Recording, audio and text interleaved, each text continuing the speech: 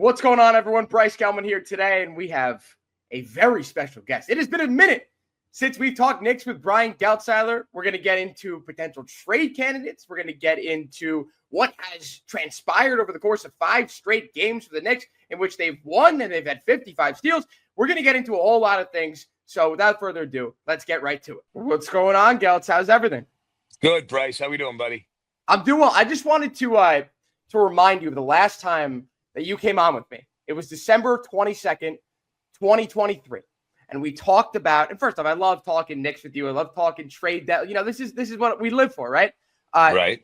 So last year, December 22nd, 2023, we talked trade deadline acquisitions potentially. And this is like a month and a half before the trade deadline. No one was expecting anything to go down when that went down. 8 days later, Geltz, you said, first off, on that podcast, you said the Knicks are going to go after OG Anunoby. That's their one guy they really want. 8 days later, look what happened. The Knicks traded for OG Anunoby. Now, there's no guarantee that anyone you talk about today is going to end up with the Knicks in 8 days, but I just want to say that. Give you your flowers. It happens once in a while. Right in the money. It happens once in a while. I thought you were going to go the other way. I forgot that I said that. So there you go. But listen, once in a while we hit it. It's obviously all of it's very, very fluid. I can tell you what I'm hearing. Doesn't mean that's necessarily going to happen. That one, I had heard it pretty strongly. It ended up happening. By the way, it happened much sooner than I thought it would happen. Much sooner than all of us thought. I don't think anyone was expecting it to happen before the new year. I made a video like the day before complaining about Tom Thibodeau not playing Emmanuel quickly enough. And then 2 seconds later, he's off the team. He's off the team. You've learned to not complain so much about Tom Thibodeau, Bryce, haven't you? I've learned my lesson. You and I solo. Here's the thing. Knicks 5 games in a row. They've won. In my opinion, they look like the best team in the Eastern Conference over that stretch of games. What do you think? And here's the thing about this stretch. The fact that the Knicks, who have a 113.8 defensive rating over the year, it was way worse, before this 5-game stretch. They've had a defensive rating of 109.5 over these last 5 games combined. Geltz, what has been the biggest catalyst for the Knicks play over the last 5 games? They're an elite offensive team, Bryce. There's from an offensive firepower standpoint, they're as strong as anyone in the league. And I think one of the things you look at here is, listen, early on, and I've had Karl Anthony Towns on my MVP ladder that I do in the 4th or 5th spot most of the year. And early on, if it wasn't Towns, it was no one. And granted, OG had a good start to the season, but Bridges did not. Brunson did not. Now, and Towns has been fine, don't get me wrong, but Towns is just another dude on this team with 5 guys that can go create offense for themselves at any point in time. And I think some of this is Anunoby started to break out of his slump here a little bit in this stretch. Brunson has found an offensive level efficiency-wise that he hadn't had earlier in the year and has seemed to get a lot more comfortable playing around Towns, through Towns, with Towns' presence. And Bridges, since that rough start, has been phenomenal, and he has sustained it. And even Bridges' corner 3 has been a staple for the Knicks, and he's knocking them down at a really high clip. Looks really good. But again, it's the ability to have 5 guys that can get their own shots, create when they can. I mean, Anunoby's a straight line player. If you're not going to get a hand up, he's going to hit a 3 over you. And if you're going to get a hand up, he's going to shot fake, put it on the floor, and go directly to the rim. But he's so good at those things that he doesn't need to really be able to do a lot more. But I think you look at how well the wings have played, and you look at what Brunson's been able to do, when Towns has to carry it all, that's going to be a really hard formula for the Knicks to win in the playoffs. When they have 5 guys that can all create off the bounce, do their own thing, and are all big scoring threats, they become really tough to defend. And I look at, and listen, you're absolutely right that their defense has been better, but this 5-game winning streak has coincided with some of the more elite offense, not only that you'll see this year in the NBA, you'll ever see in the NBA. They've been just phenomenal offensively. And you mentioned Karl Anthony Towns not needing to, not having to carry the team and that being a recipe for disaster. These are his point totals the last 5 games. 13 points against the Hawks, 25 against the Nets, 18 against the Kings, 24 against the Grizzlies, 14 against the Nuggets. He's averaging, Geltz, nearly 25 points a game this year. So they've done this essentially without the help of Karl Anthony Towns, especially from behind the arc, where he hasn't. Listen, the last 5 games, he's only hit 3 threes, Geltz. Right, but be careful on that, Bryce. And I say it for this reason. His presence makes him a threat. No, of What course. The he's done spacing of this the season floor is up till amazing. now, it Yeah. spaces the floor. Yep. He's, you hear the term a lot, Bryce, gravity, right? A guy that's got pulled towards him. Towns has got gravity. When Towns has the ball, everybody's got to worry because yes, he'll shoot the three, but he can put it on the floor and go to the basket. He's a diverse offensive talent and a diverse offensive weapon. So even when he doesn't have it going great, he's somebody the defense always has to be concerned with. And what's been able to happen here is that space that he creates, others have learned how to exploit. And it took some time. It takes some time for a group to gel. We tend to forget, and I say we as in guys in the media, guys like you that cover the team in detail, you tend to forget the fact that a lot of this team is really new. Like Brunson's the Yep. longest tenured guy in the starting lineup. Hart got there 2 years ago. We're just on the 1 year anniversary of OG Anunoby being with the Knicks, and OG Anunoby missed a lot of games last year. So so he was relatively new.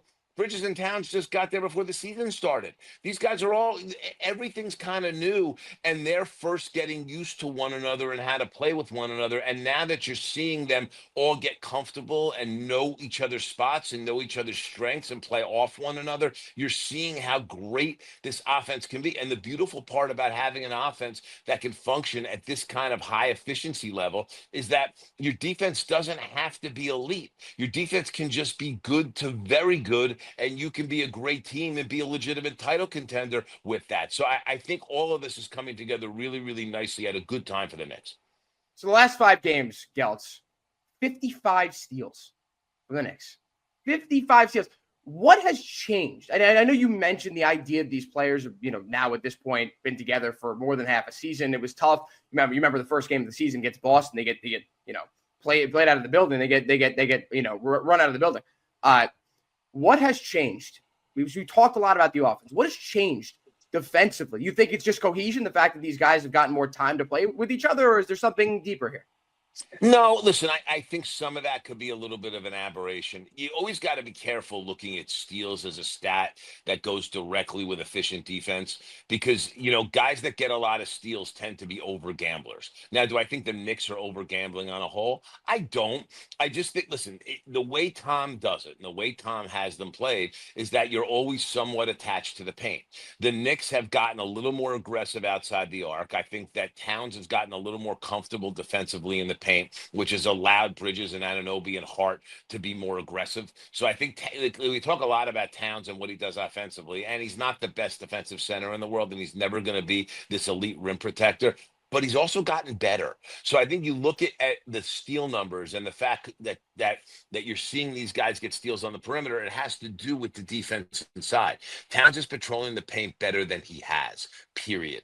And I think that is helping guys be more confident to gamble a little bit more. But again, gambling a little bit more is okay. Gambling a lot more is going to leave Towns exposed too much. And I think that's something the Knicks do have to be careful with going forward, is that steals as a stat in and of itself, Bryce, can be fool's gold because no one keeps track of the amount of steals that you miss over gambling when guys go by and you leave numbers behind.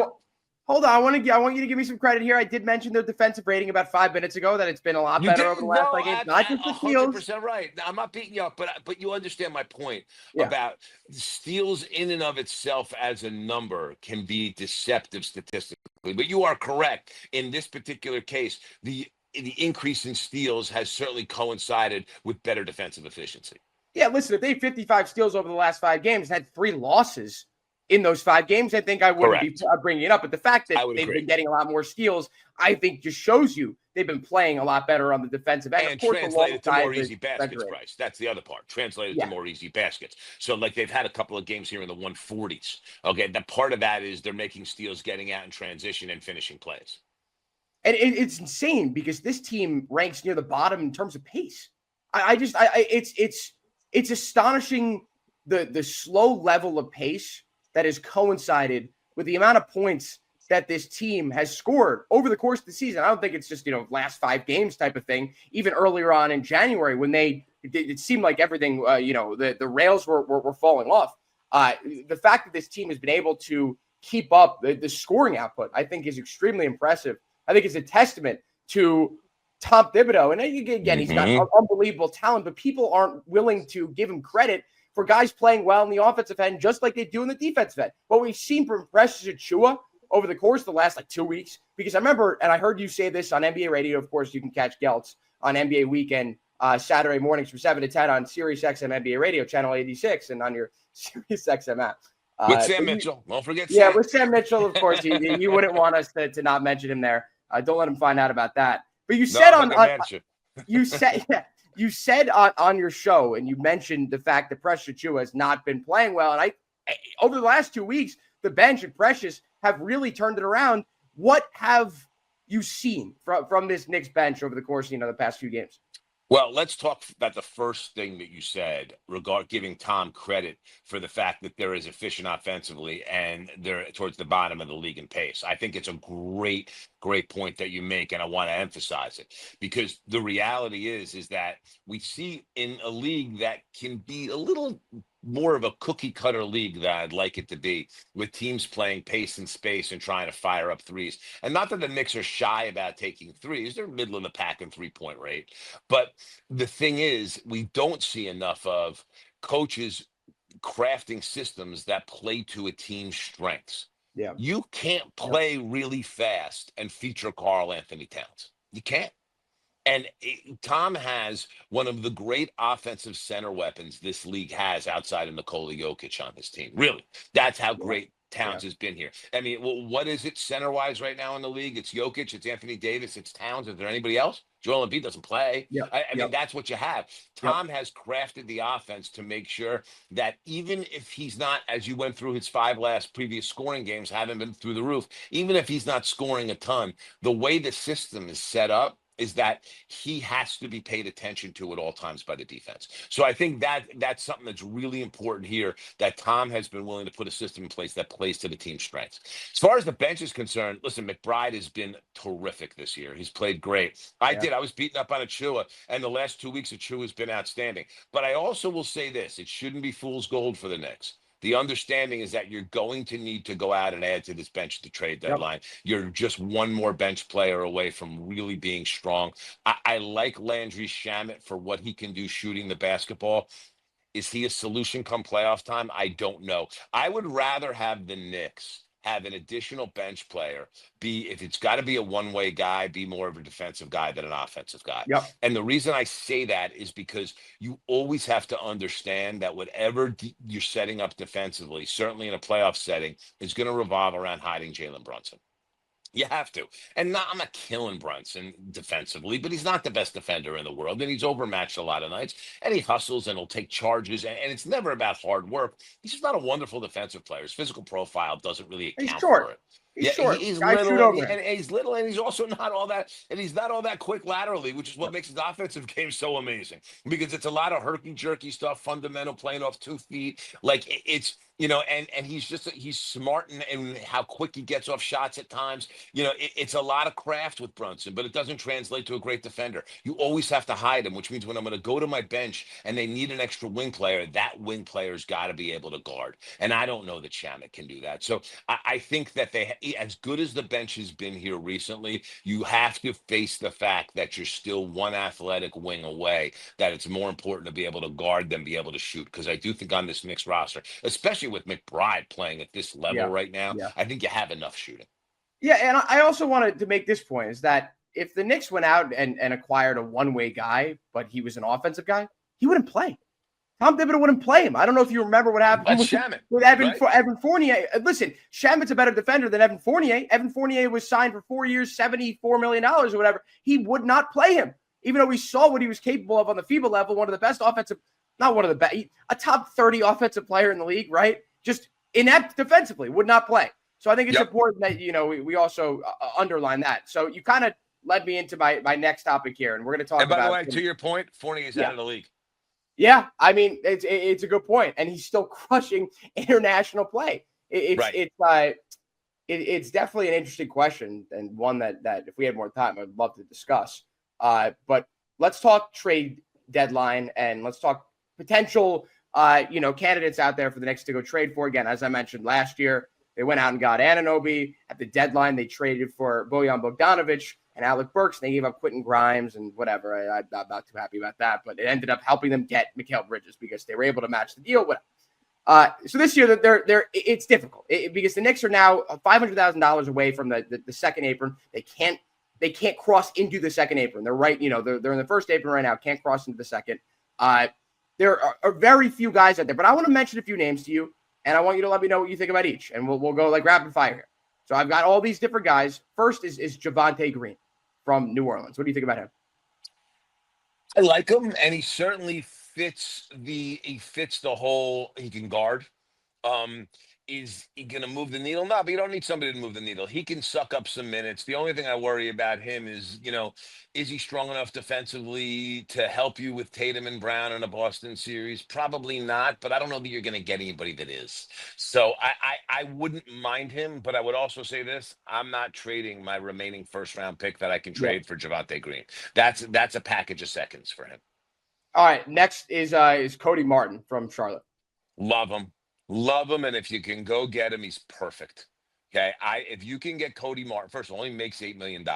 If you can get Cody Martin and not have to give up a Chewer or McBride, again, you should probably be able to get him for a handful of seconds. But I think he's a good enough fit that if they squeezed you to protect that first a little bit for a heavily protected first, I'd probably go that far. That's how much I like that player. I think Cody Martin is a super fit coming off the bench for this team because I do think that you need somebody that you can slot in for Anunoby and Bridges at times. You don't ever get lost on the fact that OG Anunoby is an injury-prone player.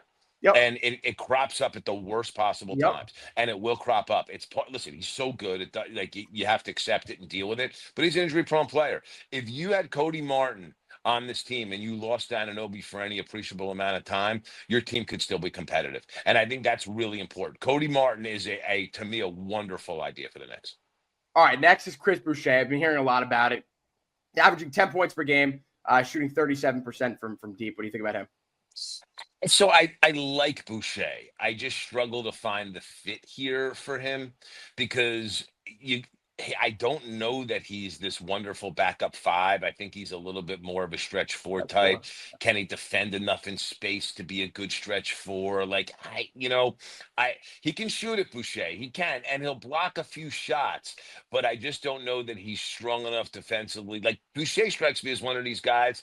They go, they get him, and they bring him in. And again, package.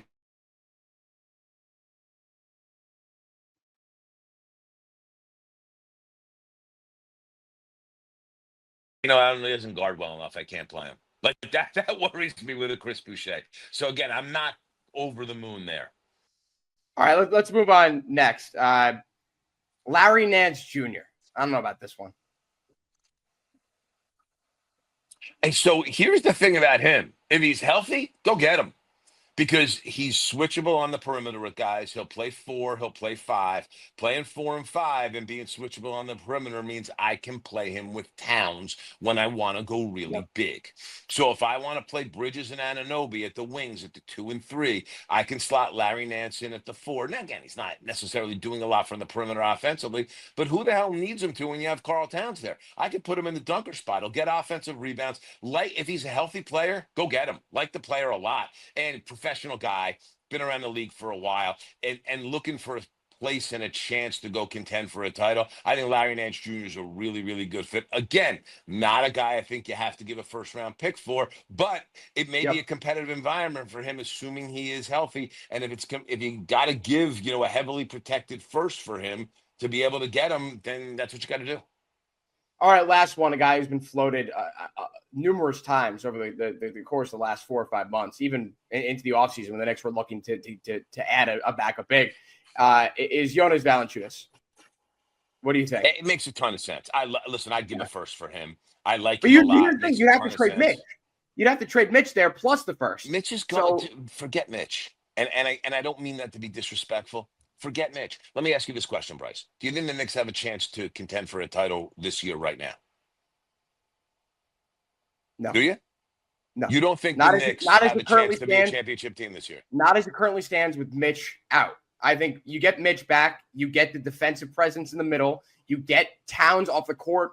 playing 30 minutes a game instead of 37, 38, I think the Knicks have a better chance. But again, the question, so wait. question So is, you don't think if they they move Mitch for Valanciunas, a better defensive player than Towns and a guy that can score inside, you don't think they could be a championship team right now? I just don't know and this is a question I was going to ask you because I'm not as knowledgeable about this as you may be. What is the potential fit with Towns and Valanciunas? Do you think the two of them together would be a good fit next to each other? Yes, because again, Valanciunas can score inside. Not that Towns can't, but Valanciunas gives you an extra scorer inside, and Valanciunas is better closer to the rim, and no one will get a rebound. We have two of them in the game together. Now, granted, you can get a little bit hurt on the perimeter defensively with both of them out there together, and a team can go small line and spread you out a little bit, which gives you a problem. But I also think part of what the Knicks need to do is not play Towns as many minutes, and Valanciunas allows you to do that. Let me explain something to you about the if with Mitchell Robinson. I want to get back to that because I think you're a little misguided there, and I say it misreason, Bryce. Mitchell Robinson's not going to come back. This if the Knicks get Mitch back. When Mitch first got hurt, what'd they say? December. Then they said January. January's over tomorrow. Are we hearing that Mitch is anywhere closer? Not really. You're hearing nothing. The good ankle is bad. And again, for a team that trades for Mitchell Robinson, is going to be a team that doesn't need him or want him this year. The team that trades for Mitchell Robinson is going to say, you know what, at 14 mil this year, prorated for the rest of the season, and 12 mil next year, for us to collect a first-round pick and trade a player, he's worth a risk to see if we can make something happen with him next year and get him right and get him rehabbed. And to me, for the Knicks, you don't do what you've done and trade what you traded for Bridges and bring Towns in if you're not trying to win a title right now. Mitchell Robinson's not going to help you win a title this year. That I promise you. Who you get for Mitchell Robinson's contract and what you trade can add to your core and help you win a title this year. So I think for the Knicks, it's a loser's lament to sit here and wait for Mitchell Robinson to come back and not use the contract to improve this team right now, especially when you're in such dire need of an extra bench player. Well, they've got a week to do it, right? It's going to be difficult, right. I think, to acquire someone without moving that deal or moving. You have to move that deal because moving Precious. Right, you got to move. Correct. You hit it on the head because listen, you can combine McBride and Achu and be at like 13, 14 million, but is that one player going to come in and transform your bench? He's not. You got to keep both those guys. Robinson is the only deal you can really move here. And I think that's going to happen. And that's why the Washington thing is so interesting. Because if you're Washington, this is actually interesting to you. Because if you can get him healthy and make it right, he fits very nicely next to Alex Sarr. And you can bring him in next year and give him a look and see, can he fit long-term? Would we want to extend him and get an idea if this is a guy we would want to keep on board? Washington's clear. This is why Valanciunas is such an interesting guy. Washington team that clearly doesn't need him this year. Also, why I went Gaga over Cody Martin. Charlotte doesn't need him this year. And Charlotte just traded Nick Richards. So having, a Mark Williams, Mitchell Robinson center combination for them around their young talent for next year, that becomes interesting for them as well. Team that doesn't need Mitch this year is the team that trades for Mitch and wants to collect the first along with him. It's salary going out, but you have to look at that right now because of how well the Knicks played. Listen, the Knicks are one game behind the Celtics for the 2 seed. Do you know how huge that is to get home court against Boston in a second round series? The Knicks are right there. Go and listen, my partner Sam Mitchell said something to me many, many years ago about the NBA, and I never forgot it. And there's a great modern day example of it. Said sometimes you're never going to be able to build a roster that makes you the best team in the conference. But if you can be the second or third best and be one rung below the top team, you never know what happens. Sometimes a team gets hurt right in front of you. And when a team gets hurt, all of a sudden you have that chance to rise up and it's your year. And the modern day example is the 2018, 2019 Toronto Raptors, right? Yeah. Toronto was able they were able to survive Philly in a series. They beat Giannis and the Bucks, and then the Dynasty Warriors, who they weren't supposed to have a chance to beat, end up with Durant and Clay getting hurt, and it all falls around them, and they win. Like you when those chances are there, you have to take advantage of them when they're there. The promise of Mitchell Robinson coming back is not going to be even close to as valuable as what that contract can bring you to reinforce your bench, which you need desperately. Interesting. I never looked at it that way, I guess. The idea that, it's been, early December, then early January, mid-January, February, and now they're saying, just saw a report yesterday, that he's running, still not taking contact. You're telling me you don't think he's going to come back at all this year? Or you're just telling me it's not worth waiting? Listen, I had somebody tell me back in October, okay, that, they weren't ruling it out, but they said it's not a likely scenario to see him this year. Don't count on seeing him this year. That's what somebody told me back in October. And everything I'm hearing between now and then is they're just moving really slow with him. He's just not ready. I keep going back to this. The good ankle is bad now. I know. So Yeah. they're trying to get him back on two bad ankles. And you know what they're not going to do? And I respect the hell out of the Knicks with this, and I give them all the credit in the world. They're not going to push this kid so far as to risk his career. Because I tell you something, this kid would do it. He did it last year in the Philly series. He was dragging an ankle around guarding Embiid in that Philly series. And he was willing to put himself on the line. One of the reasons he's been out this entire year is because he put his body on the line last year and physically went out when he really shouldn't have been playing and played at the end of that Philly series and even started in the Indiana because series. that's the type of guy you want on this team. It's unfortunate that this is how the cookie's going to crumble, Of course it is. Of course it is. But right now, listen, here's the thing, Bryce, and you understand this. There is no need to be sentimental right now. You can't be. If the Knicks were going to be sentimental, Karl Towns wouldn't be on this team. That's the thing. They would have kept La Cosa Nova, as our buddy Rob Perez calls him. They would have kept this Villanova Mafia together because it was a nice story. The Knicks aren't about a nice story. They're about winning championships. And you love Mitchell Robinson as a player. You do. But if you can go get a guy that you really need that's going to shore up your bench for his contract when his status is so unsure this year, I'm not saying he's not going to come back, but I'm saying you almost have to treat it, if you don't know, as if he's not. And that's where I think the Knicks are here. All right, so we just went over 5 names. It doesn't necessarily have to be in that list of 5 names. What in your mind is the most likely trade piece the Knicks go out and acquire before the deadline next Thursday? I think the Valanciunas thing makes too much sense. And I think that's the most likely one. The one I'd most like to see is Cody Martin. I think that's the one I think he's the best fit for what they're trying to do. Because remember, listen, Tom likes Jericho Sims. Frankly, Tom likes Jericho Sims more than I like Jericho Sims. I'd rather see them give some of those Sims minutes to Huck Porty and let him develop a little bit because he seems like a confident kid. And I think he could help them. My point being is that between Towns and Achua and Sims and Huck Porty, they can kind of figure out the 5. I'm just not comfortable with the wing situation outside of Bridges, Anunoby, and Josh Hart.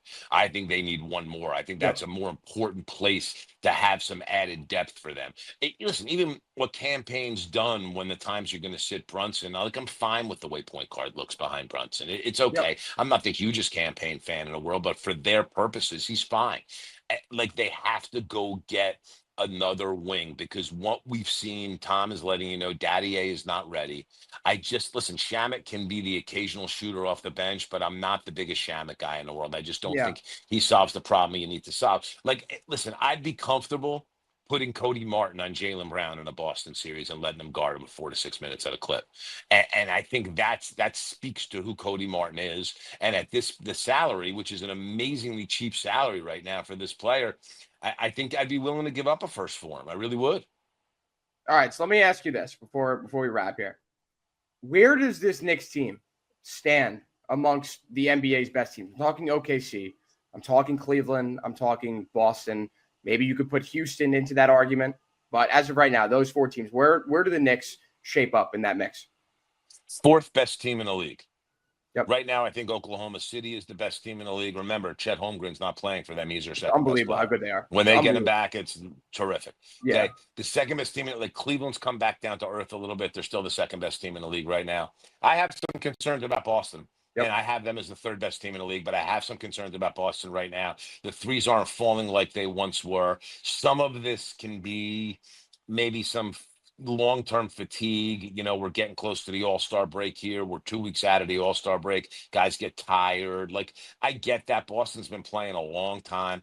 But there are some things I see, the lack of willingness to create off the dribble. They don't use the mid-range like they should. Boston's style has been scouted and is being defended against more so than it was last year. And I think teams are doing a very good job defensively against them. That's my point with Boston. Some of this isn't about threes not falling. Some of it's about threes being defended better. And I think that's a concern there, but I still think they're a little better than the Knicks. And the Knicks are 4th. I think if you're going to put any team close to the Knicks, the only 2 I would put would be either a healthy Dallas team, who I know is sunk here without Luka and Kyrie in and out of the lineup, that Derek Lively's out, but a healthy Dallas team. And watch Houston, man. Watch Houston. I'm scared of Amen Houston. Thompson, If I'm man. anybody, I'm scared of Houston. Amen Thompson is, So good. growing right in front of our eyes. The scary part about Houston is this: they don't need Jalen Green to do it every night. And he doesn't do it every night, but they don't need Jalen Green to do it every night. And that's been the crazy part about them. Every night it's somebody different. They're the most athletic team in the league. They're young, they're energetic. They guard their asses off. And they find ways to get things done in close games. With all that said, the Knicks are a better team. I have them fourth in the league. And fourth in the league tells me go add a bench piece and see what you can do. Because I think, listen, I'm not a huge Milwaukee guy, and I think Doc Rivers has done a super job with this team this year. A super job. The Knicks are much closer to those top three teams than they are to the Milwaukees of the world. I believe that in my heart of hearts. The Knicks are right there with the best teams in the East here. And with a lucky break, they could end up having a chance to come out of the East. And you just got to make sure that your roster is ready for that challenge when that challenge gets laid at your feet. Because here's the other really important part of this. Let's not lose the fact that the Knicks crumbled physically last year in the playoffs. Okay. One guy after another guy after another guy kept going down hurt. From Randall to Robinson to Anunoby to Brunson in the last Indiana game. Guys just kept going down and getting hurt. Hart played a game really, really hurt. Like, as you get later in the season, you're going to have to use your bench a little bit more. Tom will use his bench if the bench players can help him win games. He started to. Well, because they're helping him win games. Yeah. He's using his bench more because Achua's playing well and McBride's playing well. Go play well. And he got Shamet. Like, that's why he's using it. Tom is, the fans get really thrown off guard here with criticizing Tom and the whole minutes police thing. Tom is in this to win basketball games. And if guys on his bench can help him win games, he will use them. And if they can't, he won't. So get guys that can help Tom win basketball games off the bench, and he'll do it. And to me, they're one bench player away. He plays Payne. Payne's played decent. He'll play him. So go get him a guy that he can use off this bench that's going to help increase this team's depth and, more importantly, allow your best players to play less minutes later in the year, even in important games revolving around seeding. Geltz, I think this team can win the East. Like, I think they're underrated. You told me you didn't think they were a title contender. Because I don't think they stand a chance against OKC. I think they get run off the floor against OKC. I think they lose in 5 games to OKC. But going to the finals makes you a title contender. I understand that, but we're talking about actually winning. Hurt or something, you never know. They're still going to be there. I'm that high on OKC. It's one of the best teams that we've seen in recent memory. Defensively, no one even touches them. Look at the stats. There's no one even comes close to them. With all that, they blew a big lead last night to Golden State and got their butts kicked. So they're susceptible to at times. Gave up 116 to the Warriors last night, and the Warriors haven't exactly been world beaters lately. Here's my point about OKC. They've never been past the second round of the playoffs. You can't look at them as unbeatable in the playoff series. As good as they've played, you can't. In the great teams that we've seen in recent history in the NBA, okay, they've all had playoff success pedigrees at one point. I don't know that OKC in a playoff series they can be ordinary in the half court outside of Shea. And that's the thing that you look at and you worry a little bit about that. And again, I agree with you. They're the best team in the league. They've showed out to be the best team in the league. But by the same token, in a playoff series where the game's broken down a half court, that's where the Knicks, being one of the slower paced teams, their style lends itself to playoff success. It's just with OKC, they can acquire a Cam Johnson here. Like, they could go out and make an unbelievable trade that sets them up even better than they are right now. And if I'm any other team in the NBA, I'm like, you know what? I don't want your picks. You make those picks. Make all those 1,000 picks you got. Because then you don't help them, they can't. I digress. Listen, if a team is going to get a good offer. And I hear you on that. But, they're that good. But they're going to listen, and maybe Presti doesn't overpay for somebody. Okay, but at one point, they're going to overpay for somebody. I don't know that it's going to be at this deadline. One thing about this team that you have to remember, and listen, the new system has played to their strengths, because this is not going to be a team that's going to spend into the tax. That's not yet. Who these owners not are. Yet. Well, they don't have the local TV revenue in that area to be able to do that. Okay, I know we're a little off topic here, but with that being said, what the hell are they going to do about these top 3 guys? Because they all might be making supermax money. You think Jalen Williams might be a supermax guy? Well, I don't think he's going to be an All NBA guy, and I think he'll be a max guy. My feeling is that they're gonna let certain guys go, and they're going to pay these three guys, SGA and Jalen Williams and Chet Holmgren. They're going to pay them all the money they have to pay them, and then they're going to continue to use these first-round picks to shore up the rest of the team. Okay, so to keep cycling guys through. You'll see, at one point, Dort's going to get moved. It's just going to have to happen. At one point, they keep in mind they have a team option in Hartenstein's third year. That's what I was going to say. He's not coming back. He's a 2-year guy for them. That's it. Yeah. But that's how they're going to run this. And then and Presti can count on himself. He can count certainly on his ability to draft. Casey Wallace, they won't re-sign him. They'll trade him. And so look at the thing with OKC, the model's there. They're keeping all the picks, and then they sign guys like Aaron Wiggins and Isaiah Joe to long-term, low-price competitive deals. Yep. Okay. And that's how they're going to manage this thing around the three big players, draft picks, and contracts and guys like Wiggins and Joe. They're by far the best setup team under this new CBA. I don't think it's close. They did a great job with it. They did a great job with it. Presti deserves Executive of the Year every year. As long as they win, as long as they need to win. Because if you're not going to win in the playoffs, it all looks great, but it doesn't mean crap. Let me just say this though: this year, this season now, is the first time they've actually made all-in moves to try to win a championship by going out and getting Hartenstein, by going out and trading for Caruso. They are now in a position where they weren't the year before. They weren't the year before when Chet was hurt. They weren't in a position to go and do those types of things. Finally did it. So I think they were in a position last year. Let's not forget, Bryce. They were in a position last year, and they went and got Gordon Hayward, and they whiffed. They got caught holding the bag with Gordon Hayward. So they tried last year. And listen, they may try this year. It depends how many picks Presti wants to give up. And then the other thing you got to keep an eye on is luxury tax. You could say they can go get Cam Johnson. They want to pay Cam Johnson $25 million a year?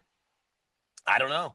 I don't know that they want to be able to run into the tax that way. Are they better off drafting a good wing that they find and developing that wing at a cost-controlled number, essentially at a rookie scale number? So, for them, it's not just about the player. It's about the player and the price and keeping their costs certain and contained while they're a title competitive team for many years.